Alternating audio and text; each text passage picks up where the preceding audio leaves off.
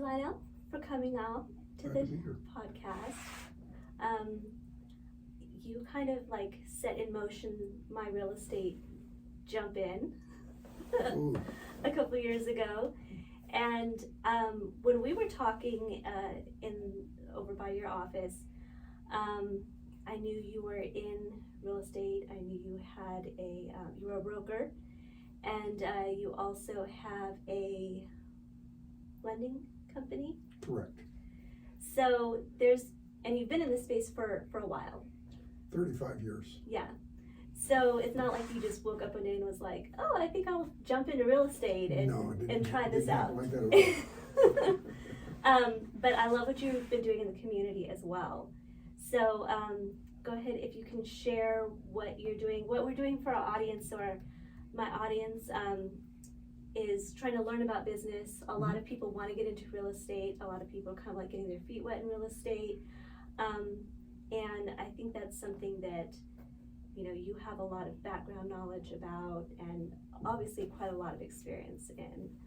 So can you share how you got into real estate? Yeah, I've been doing this for 35 years. Been a broker for about that same length of time. I left corporate America. I worked for a Fortune 100 company called Fluor Engineers. And basically, we were an engineering and construction company, international. So I traveled all over the world for that company. And then a buddy of mine was in the mortgage business at that time.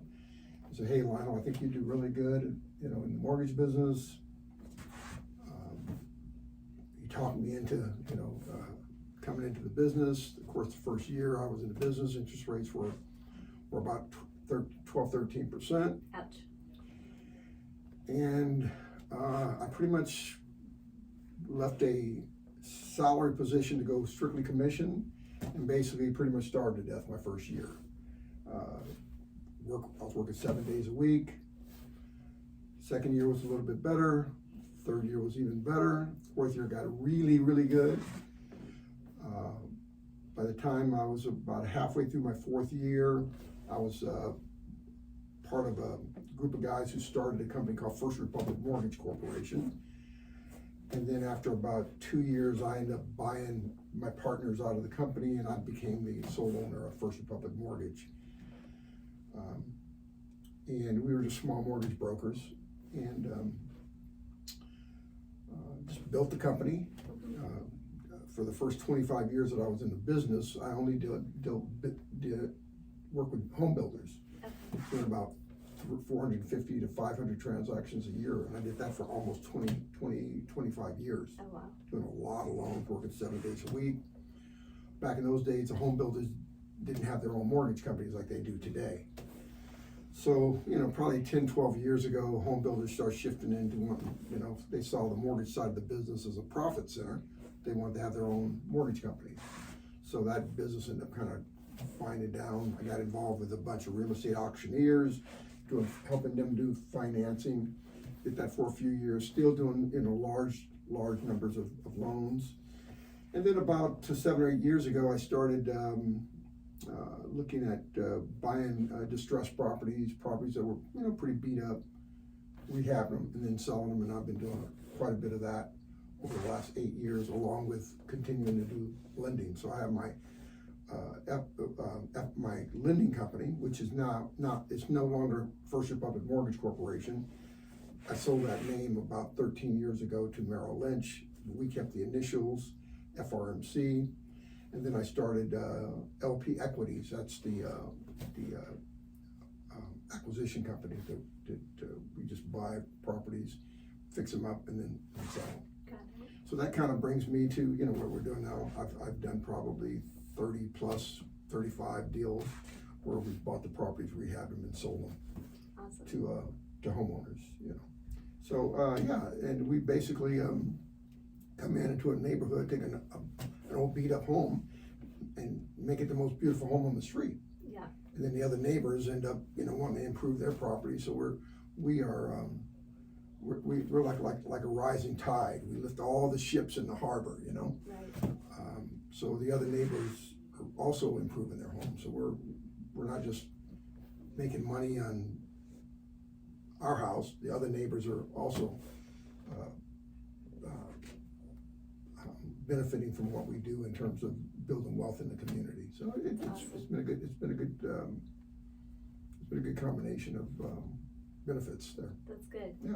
Now, when you got started, like I said, you mentioned you were corporate before.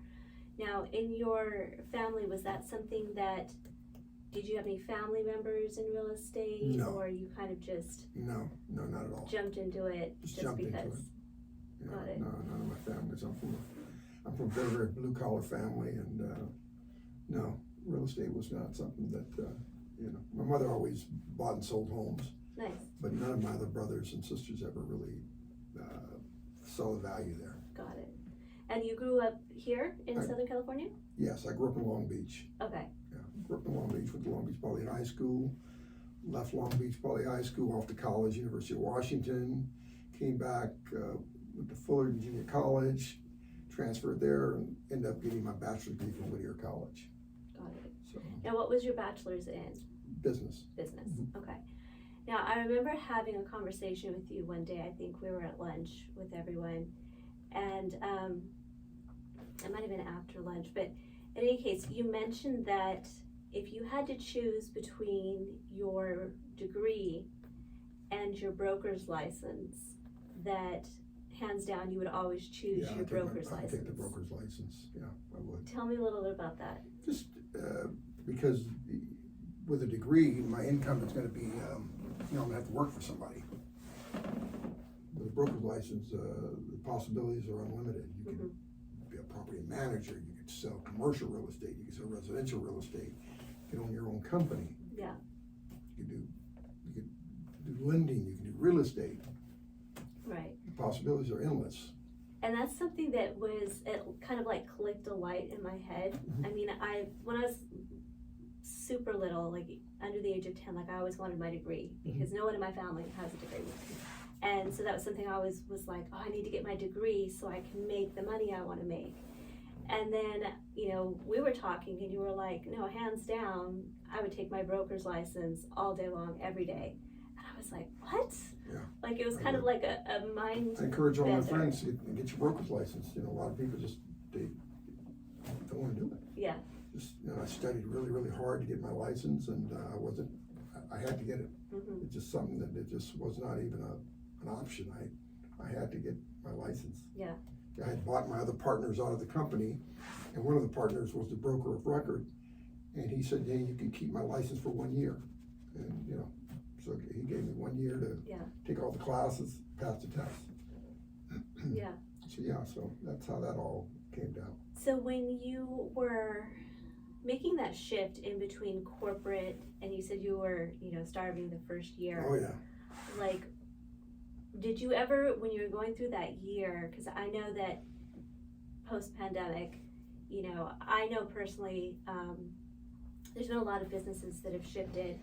If they didn't shift, they closed down, but there were some that closed down that were just like, I'm done, I'm out, can't do this anymore. In that first year, were there times where you were just like on the fence, like, I need, maybe I should just go back to the corporate world? Oh, several times. Yeah. Several times. How did you work through that? One of the things that I did, I remember that I was struggling. So I went back and had a job, but at the same time I was still doing lending, but as I was building my business, I was getting a salary. Did that for about 90 days, then my business skyrocketed. Got it. And I was able to completely walk away from corporate America. Yeah. But yeah, it was a very, very, very scary time because I was married at the time, 3 kids. Yeah. It's really, especially very tricky when you have a family because you're like, I'm the one putting food on the table. I'm the one making sure that there's a roof on over, the electricity's on, but it sounded to me like you always had that determination, like, I'm gonna make the business side of it work instead of staying in the corporate world. Yeah, I had no choice. I worked really, really hard. I mean, 7 days a week. Yeah. I know, I just every single day working. Right. Takes a toll on you though. Yeah. I will say that. I mean, I had literally no life. All I was doing was working. Right.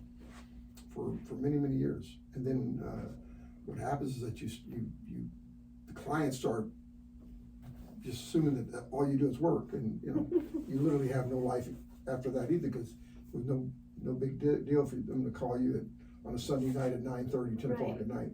Yeah. So yeah, and of course they still do that. You're right. Yeah. But yeah, it's I was very, very determined. Mm-hmm. And you know, and the business was different then. I mean,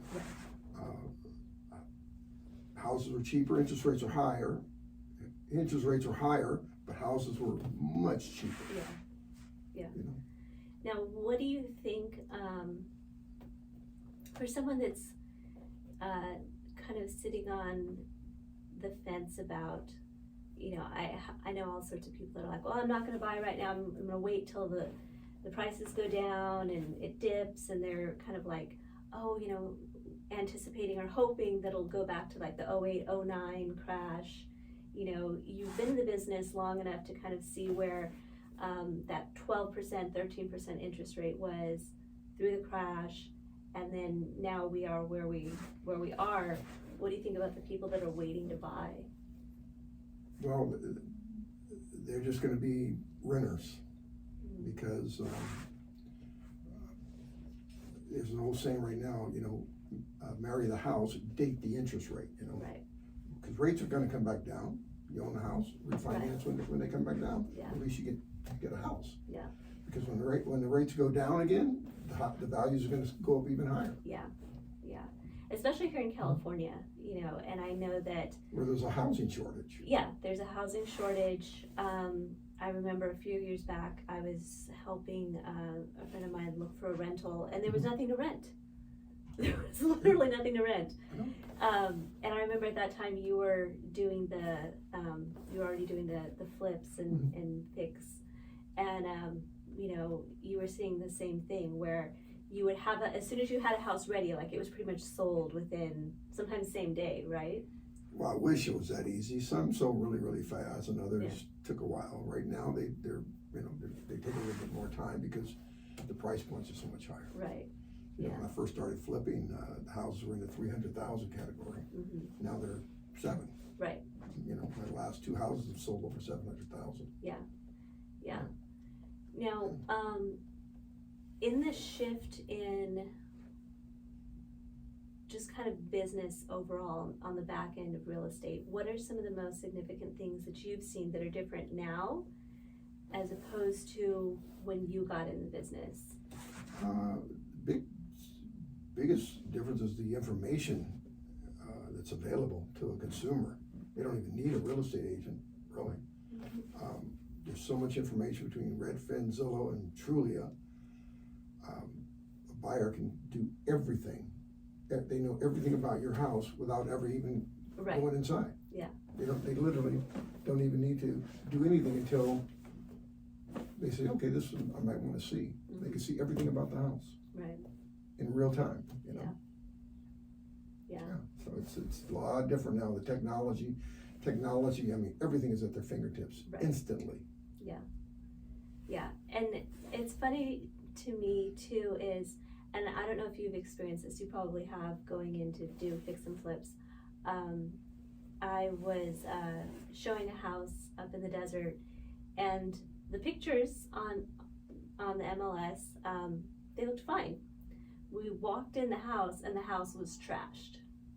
Completely trashed. And this was an open house. Really? There was trash on the floor, there was like holes, like it was gross. And you know, it's one of those things where I was like, you know, someone who didn't know anything about real estate contracts, things like that, I was like, wow, you know, this is really, it reflected on the agent that was there representing, of course, during the open house. And obviously she had no control over what the house looked like when she went in, but what she portrayed online wasn't really what was accurate, you know. So I think it's interesting, you know, because it's not the first time I've seen that, you know, where you go in and you see one thing Yeah. online, and then you walk in, there's something different. Because you can take pictures and portray something a certain way, and it's not really how it is. The neighborhoods that you've been going into, I remember being on I think it was a Zoom call with you and some other investors and people that are involved in doing what you're doing. And you mentioned that you guys are looking in specific neighborhoods to try and bring up the value based on, location and certain demographics. And I really liked that because, you weren't just considering only, of course, you take into consideration the bottom line and whether the numbers work. Correct. And the numbers are huge.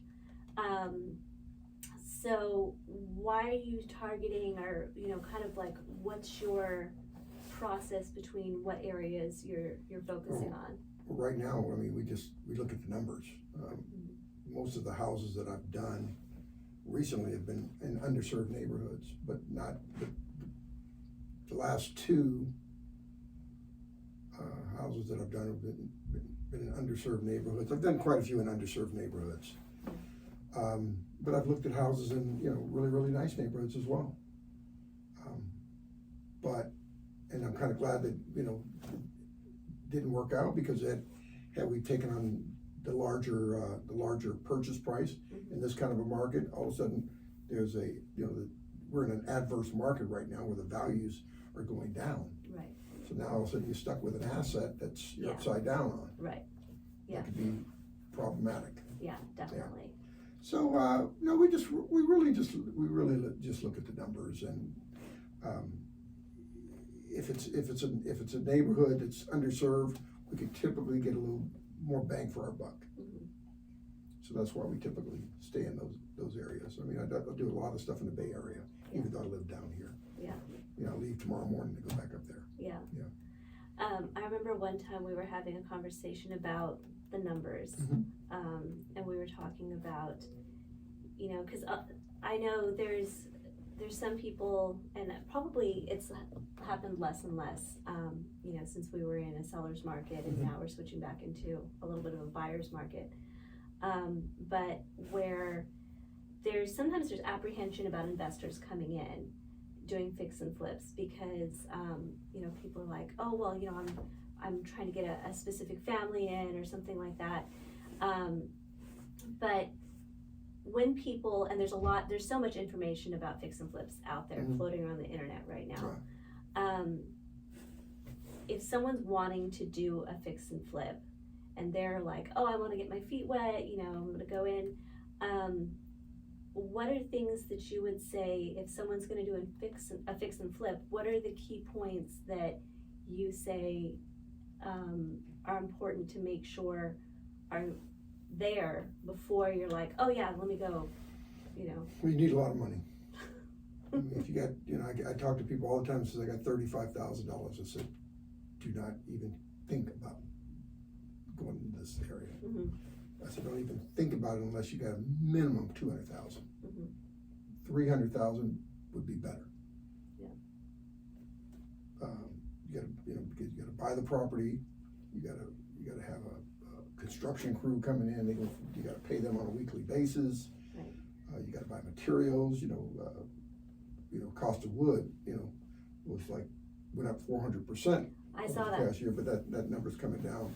Everything is more expensive today. Yeah. A lot of people want to just think that they can just go in and paint a house and put new cabinets in, and that's it. Well, sometimes you gotta update electrical. Right. The plumbing's old. You gotta update plumbing. Lighting. A lot of times these houses have got old roofs. It's $20,000 to fix a roof. Yeah. And then there's permits. Per- here and there. Permits. It's a lot. Yeah. In Oakland, there's a thing what we call, they have what they call a sewer lateral. You gotta pay for sewer lines to the house. Typically, the sellers pay for those, but a lot of times when you're an investor, they just pass that on to the investor, let the investor pay for it. Right. Because you can, In Oakland, you have to have a sewer lateral permit, you have to have a sidewalk clearance. These are things that sellers normally would pay. Right. But on these older homes where people don't have any money, Yeah. the real estate agent says, just pass that, reduce the cost, let the investor just cover it. Right, yeah, yeah, and then there's that time frame of, let's say you get the house, From the acquisition to completion. it's ready to go. Oh, yeah, that could take, depends on the scope of work. It could be 6 weeks to 4 months. Right, And so now you've got salaries that you're paying every single week, construction carry on the loan, right, you, market shifting, right, yeah, it's a lot of risk. yeah. And right now, we're in that space of, there's this thing of where you might put it on it might be, when you purchase it, say you purchase it today, in 6 months, it may be lower, or it may be at the same price. Could be. And it's hard to kind of like See, that's right. You have to, guesstimate where it's gonna be, that's a great point. In today's market, you have to factor in adverse conditions. right? Yeah, I looked at I made an offer on a property about 5 months ago, probate. mhm, At about $750,000 down in Vista. Well, when that property's still in probate, when it comes out of probate, I gotta now go and say, hey, we gotta renegotiate the price. yeah, It's worth about $225,000 less. yeah, You wanna reduce the price, I'll continue to buy the house. If not, right, let's cancel this deal and, let me just sell the house for you. yeah. So, And that's So, yeah. huge, because that's something that if someone that's brand new that doesn't know a lot about the industry, they don't have the experience to know that, for one, you gotta keep your eye on what's going on in the market and pricing of materials. yeah, labor. You know. Labor's the biggest, labor's gone up. Yeah. Labor's definitely gone up, materials have gone up, everything's more expensive now. Yeah. You And have to factor all that in. right, and the price of fuel affects all the prices Everything. of that, everything too, so, yeah. Now, when you kind of look back over all the things, if you had there's a Lionel magazine, what would you say would be kind of things that you would have as need to knows about what your experience is in real estate with business? Need to know on the flip side, or lending? Things that you would, like, if you were gonna put together a magazine of the essentials to know about what you've done, and the journeys and the things you've learned along the way that you would gonna share to the next generation, what are things that you would say, like, these are things you need to know in real estate, in this business? I would say spend a lot of time doing your due diligence up front to make sure that you're buying the house at the right price. A lot of people think that investors make all the money when they sell the house. That's not correct. You make all your money at the point of sale. That's where you make your money. Yeah. If that number's not right, you're gonna lose. Yeah. Have I lost a few times? Yes, I have. Because I was betting. It's like gambling. Mm-hmm. It's a form of gambling, Yeah. You gotta know when to hold them, know when to fold them, so to speak. It is definitely,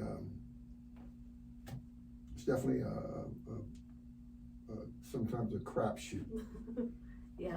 But just doing all your numbers up front, factoring in adverse conditions, factoring longer closing times. Right. Factoring construction delays.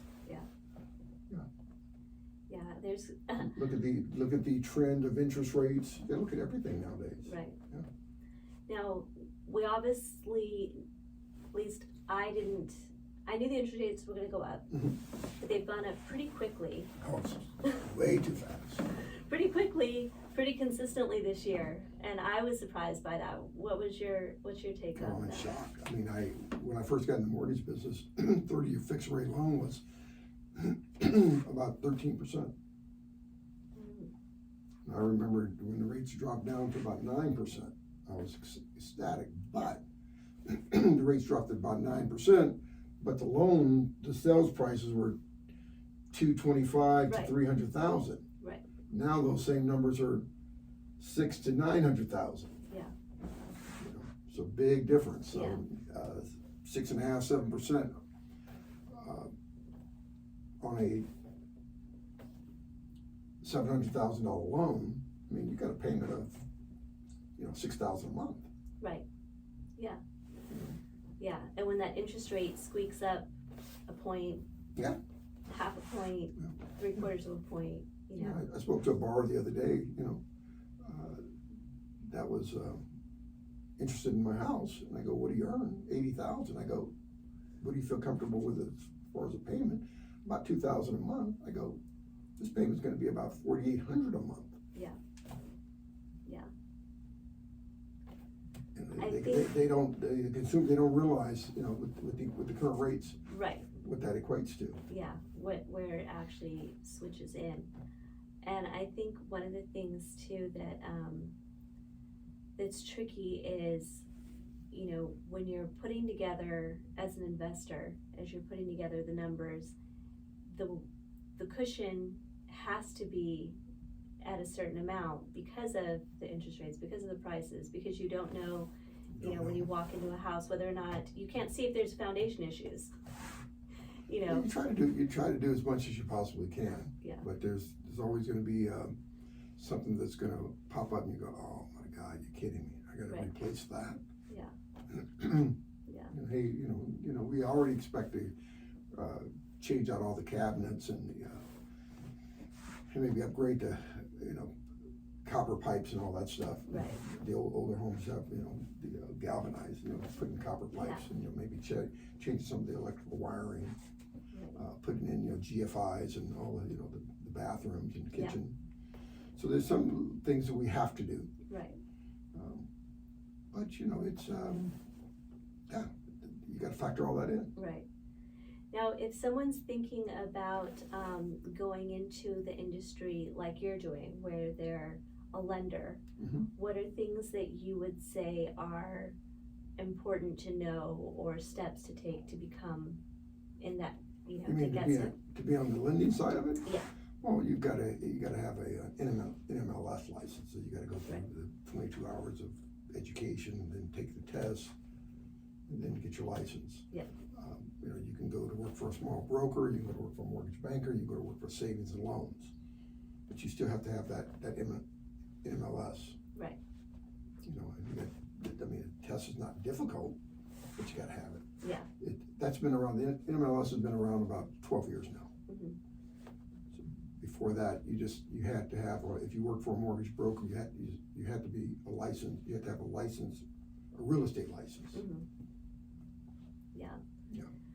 What are some things that, because I know you're pretty much still like constantly busy with Oh. projects. Well, yeah.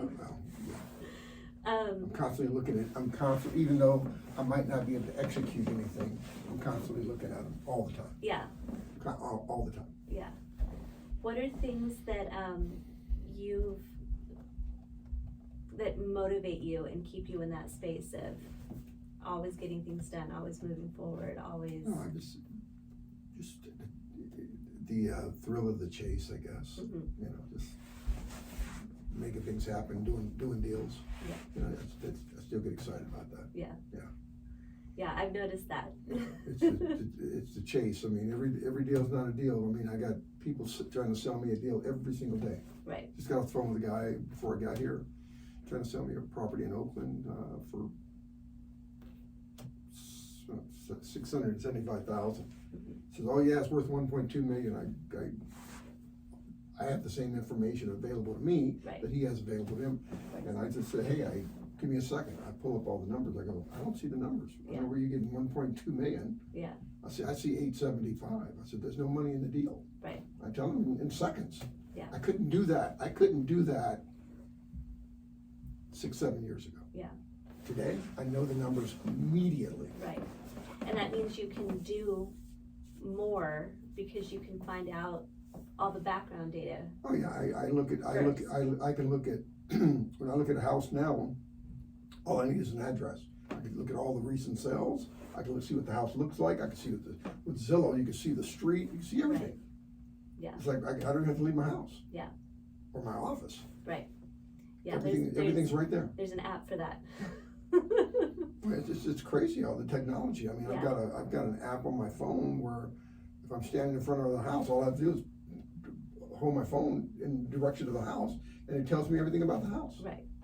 Yeah. Yeah, it's like, you gotta be kidding me. The technology is amazing. Yeah. And that same app is available to a consumer. Right. Yeah. And I think that's too where everything is moving, even between now and 5 years prior. Mhm. You know, things are moving so quickly in real estate. How do you think that we're going to be able to kind of predict, you know, because like in the numbers right now in this year, it's super volatile because the interest rates went up so high. Now there's, you know, I remember in January when I went on the MLS to look to see what was available, you know, just in Riverside. There was a fraction, you know, there's a handful of properties. Yeah. Now there's pages and pages and pages and pages of properties, and most of them have this little arrow beside it, like this. There's only a couple that have an up arrow that's green where the price went up. Most of them have an arrow where the price has dropped. I think last week, 1,400 houses in the state of California had price reductions. Yeah. Including one of mine. Yeah. Including mine. I dropped the price of a house, $175,000. And that's a big drop. It's not just a couple $1,000. Yeah, and then I sold it. Yeah. Now it's in escrow. Yeah. But yeah. So you go. Yeah.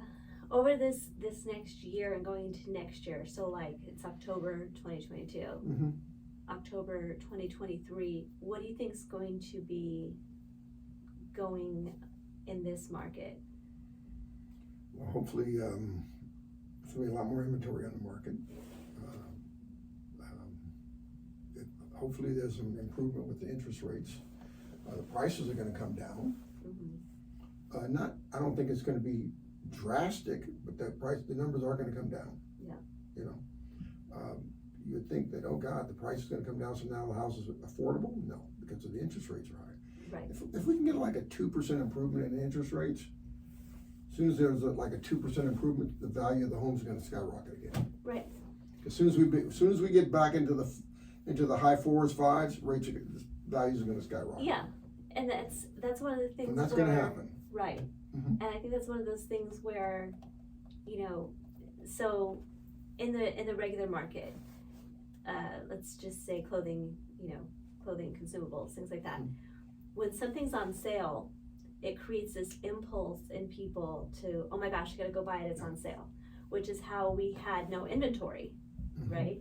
Because the interest rates were so low, everyone was ready to sell their house, go jump and buy a new one, and then the inventory was like in this weird like transition because you've got people not selling until they find a house, and then they find a house, and then they sell, but there's really no like inventory availability because they're just swapping from here to there in the next town over. Yeah, so what's happening here in California is that California is an outbound state. A lot of the baby boomers are selling their property, cashing out big time, and moving to states like, you know, Arizona or Nevada or Texas, where, you know, values are considerably less. They can buy beautiful homes that would be $600,000 here would be $225 there. Right. So they're cashing out here, going to another state, paying cash for a house. Yeah, my cousins just did that. They just sold in Norco and bought in Texas. Yeah. Probably pay cash for the house. Yep. Yeah. There you go. Exactly. Yeah. Now, as an investor, what keeps you here in California? I love California. Yeah. You know, my kids are here. You know, it's beautiful weather. I mean, the weather for the most part is like today. Right. 70, 75 degrees is the weather about 80% of the time. Right. It's hard to live that kind of environment. Yeah. I mean, everything that I love is right here. You know, the beaches, the mountains. We're close to Las Vegas. If you wanna go to Hawaii, it's 5 hours away. Yeah. So California's really a good place to be. Yeah. There's been a lot of people that I've grown up around that have just exited, California. But they've been doing that for, I think, probably 15 years. Yeah, I don't see leaving California. What do you think is different here that, because our prices are more and the cost of living is higher than other places, what do you think is different as an investor here as opposed to if you were purchasing in, say, Texas? Well, we've got buyers who can buy at the higher price points here. Mm-hmm. Texas, I mean, the margins are gonna be a lot smaller. We've got a bigger pool of buyers here. Right. Because there's a shortage of homes. Right. Texas, that's not a problem. Texas don't have an inventory issue. Right. Yeah. Now, you brought up margins. When you're looking at deals, I know you look at margins. Oh, yeah. Talk to me a little bit about why margins are so important. I'll tell you if you're gonna make any money or not. Yeah. It's, hey, you wanna make a profit, you wanna do this just because of a hobby. Right. You have you set a margin and your goal is to get that margin, and sometimes you might, sometimes you might lose. This house that I'm selling right now, we're gonna lose money on this house. Yeah. So now it's like stop the bleeding. Right. And then move on to the next. So the next house, you're gonna be a little more, we'll scrutinize the deal a lot more. Mm-hmm. Say, hey, we're in an adverse market, all that's part of our negotiations. Right. Yeah. So I'm looking at houses now that I think I could sell for $470, $450, $475. I'm looking to I need to buy that house at $200,000. Right. I can't buy that house at $350. Yeah. Or I don't buy it. Right. Yeah. Yeah. So when someone's thinking about jumping into real estate, besides, looking at the numbers and the research and everything, what would you say to them as they're considering like getting into working in the business of real estate? What would I say to them as far as getting started? Or? No, just like if somebody had sat down with you when you were first starting, say you could go back in time and talk to your younger self jumping in, what would you? I didn't have any guidance at all. Yeah. I was self-taught. Yeah. The person that talked me into getting into the business, once I shifted from the corporate America to the lending side, he was so busy he really didn't have time to teach me. So I was pretty much self-taught. So I went to classes, I read every single book that I could read, every single magazine article. I became an expert at lending, lending trends, the different loan programs, various real estate markets. So yeah, I was pretty much self-taught. Yeah. When I first got in the business, I realized that I have to be smart. I don't want anybody to be smarter than I was. Yeah. So I gotta work hard. I gotta be the hardest worker, and I gotta be the smartest. So I needed the agents that I was doing business with to look at me as the expert. Right. So in order to do that, I had to have the product knowledge. Yeah. Back in those days, we only had 3 loan programs: FHA, VA, and conventional. Right. We didn't have adjustable rate mortgages. They were just starting to become available. Yeah. So then adjustable rate mortgages came into the marketplace. Now we had to be an expert on selling ARM products, adjustable rate mortgages. So I had to become an expert on trends of the 1-year T-bill, the 11 district cost of funds, the LIBOR index. We were using all those indexes at the time. So comparing one against the other and getting able to explain that to real estate agents why selling why your borrower should take this adjustable rate mortgage. Historically, so they can qualify for more of a loan. Right. Versus the fixed rate loans. Yeah. The fixed rates are so high. Right. Yeah. The what was your experience in the 08 '09 crash? Whew, man, you know, I had done really, really well the previous years. So when '08 came, I basically, it was like a year where it was just nothing. But I had pretty much a very, very large war chest of money. And I said, I'm just gonna wait till this dies down. And then I started working with home builders again. And then I got crazy busy. But I was working with home builders and they were only giving me the loans that Bank of America or Wells Fargo wouldn't do.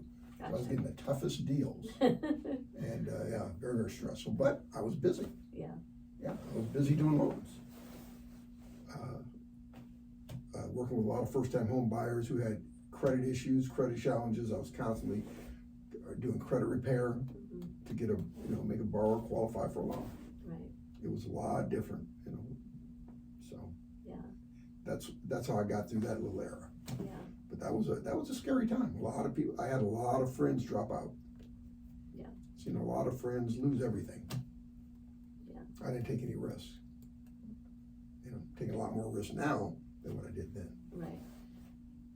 How important is it in real estate to know, I remember you were talking about the know when to hold them and know when to fold them on a call we were on.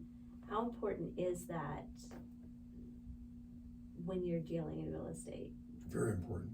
The most important thing. When in other words, knowing when to fold. In other words, when you're looking at a deal, just hey, the numbers just don't make sense on this deal. I don't like the numbers. I don't like the location. I don't want to put my construction crew here. All the what ifs. Yeah. Factored in. Yeah. I walked away from a transaction probably 7-8 months ago. Property in Oakland where I thought it was a great deal when we first signed the contract. Within about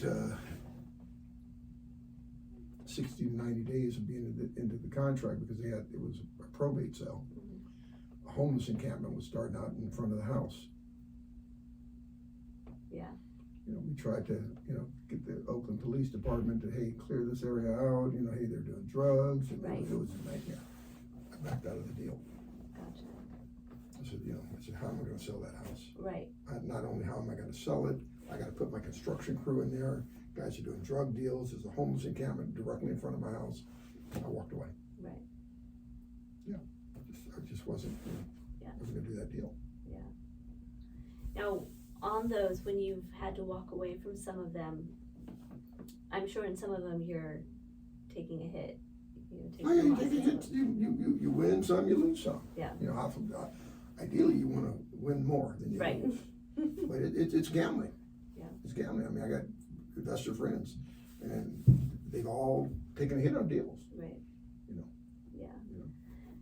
And I think that's something that, when you're switching from the concept of going from corporate to being in business for yourself, that's something that in the corporate world, like, it doesn't really,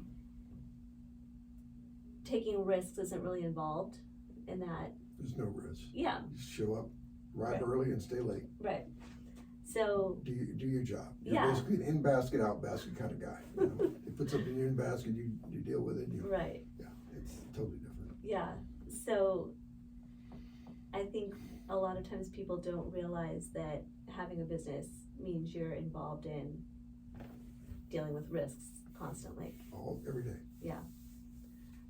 How do you keep in the mindset of, like, even though there's a risk involved, you're gonna make it work? Pray. Yeah. Yeah, you just never know. You just hope that you just hope that your wins outnumber your losses. Yeah. It's like when you sell a house to a buyer, you never know till that deal records Yeah. whether that you're gonna get paid or not. Yeah. Yeah. Mhm. It's crazy. Yeah. So if there's one thing you could go back in time and tell yourself, when you were starting out in this, would be the one thing you tell yourself when you're first starting out? when I first started out, Mm-hmm. maybe go to work for a company that would maybe had a more of a more formalized training program Mm-hmm. that I could, fast track to learning. Yeah. Versus learning it all on myself, by myself. Yeah. I had basically no training Right. at all. Yeah. I was self-taught. So when you were going through that, at any point along that journey, did you ever find someone that wound up being like your mentor, or someone that was helping you along the way? There's guys that I followed. I followed what they did, how they built their company, how I would do things differently. Back in the old days, mortgage guys had such big egos because everybody had a huge mortgage company. Yeah. And I said to myself, these guys are they're taking their hands off they're taking their hands off the wheel.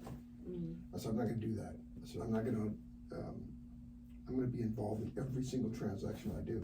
Mm-hmm. That way, I'm always guaranteed that I'll have clients. I'm not going to rely on other people For the relationships. for my living and my lifestyle. Mm-hmm. So that's one of the things that I did that was different. I saw a lot of guys fail. Mm-hmm. Yeah, they didn't know what was really going Well, on. they just took their hands off the controls. Yeah. They put their life and their lifestyle and their paycheck in the hands of other people. Mm-hmm. Let other people control their lifestyle. Right. These big real estate offices, the big box companies, they are betting on it's a numbers game. Yeah. Let's get 200 agents and hopefully 30 of those 200 make a living, and the others might get one deal here, one deal there, one deal Right. here, one deal there. Yeah. And they have their own escrow company, and they're tied into a mortgage company because they're trying to make money everywhere. Right.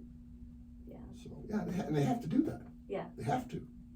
Otherwise, they couldn't survive in California. Right. Now, in Northern California, there's no escrow companies.